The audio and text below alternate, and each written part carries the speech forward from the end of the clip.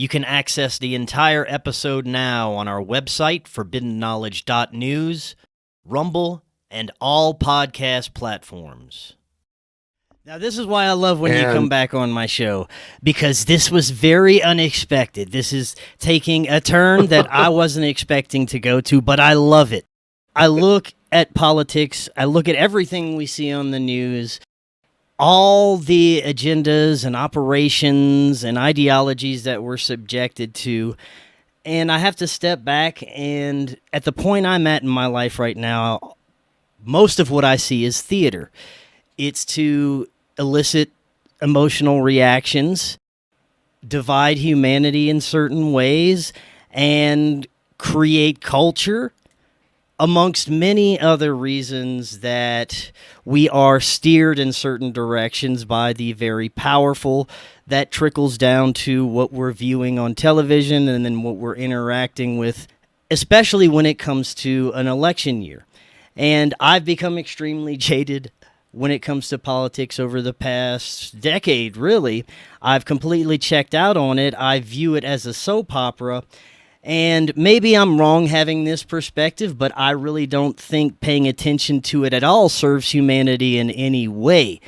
But I do have to check back into these situations because I am in the independent media, and even though I am heavily involved with occult understandings and metaphysics, I do know that we have to look to the events happening in our material reality to tie it together with the energetic operations of the matrix that lie beyond our perceptions and how it forms our reality and makes everything happen. And I'm completely open-minded, even though I don't pay attention to politics and I believe most of it's theater.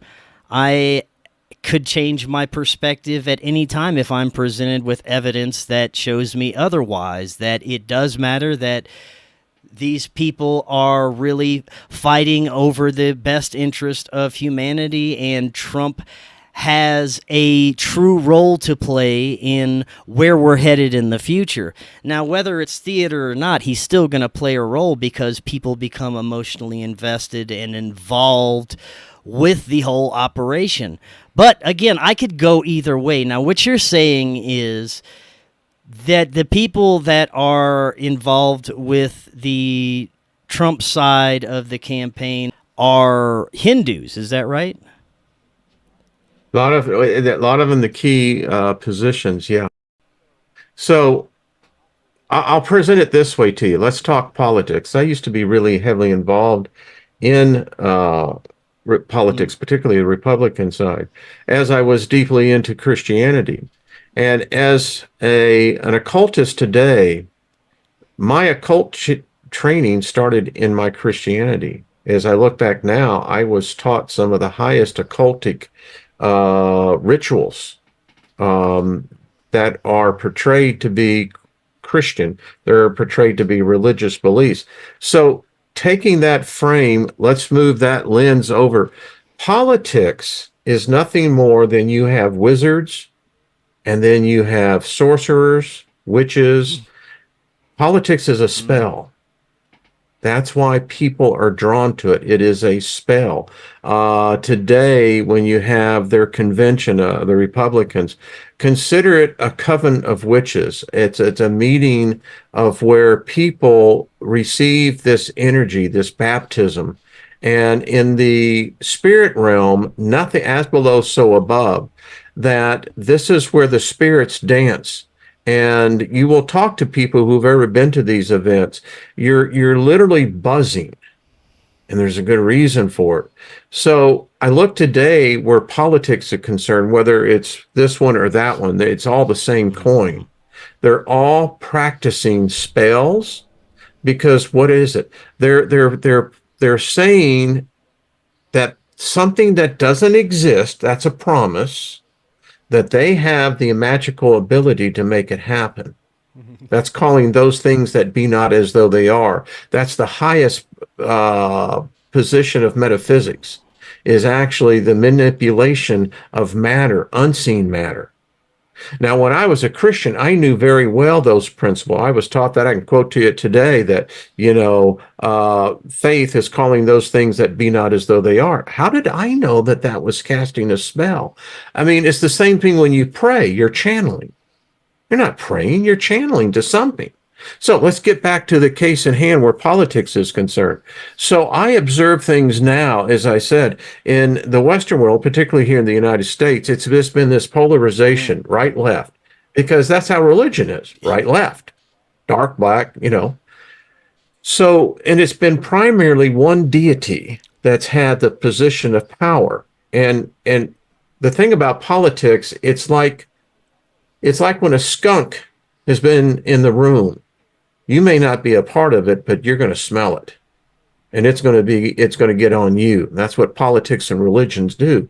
Again, this is the highest occult things that we think that these are normal. So the entry of now, when you have someone who's practicing a religion come in to an established political system, that person is bringing their beliefs. They're also bringing their gods. And the world isn't ruled by the Judeo-Abrahamic Christian God.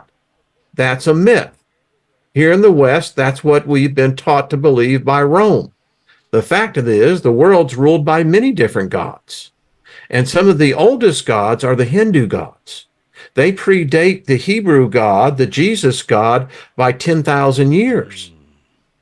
Now, the power, from an occultist point of view, looking at this landscape, I said, this is a game changer. Interesting. Listen, you now start bringing in these ancient gods, and we have evidence of what their society, their systems were. Well, let's look at it from that perspective.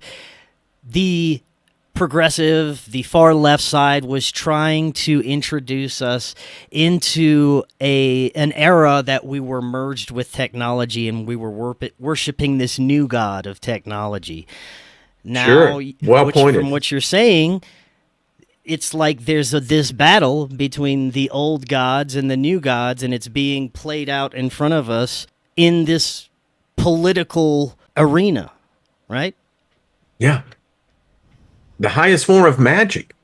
I mean, you look at what happened on Saturday, no matter how you position this, whether it was planned, whether it was whatever, there was things happening of magic and we were seeing things that to many people, it was an illusion.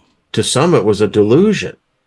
But we witnessed this. And the funny thing about it is, our technology was capturing moments that 10 years ago would have been impossible. I mean, what are the odds that you catch a bullet?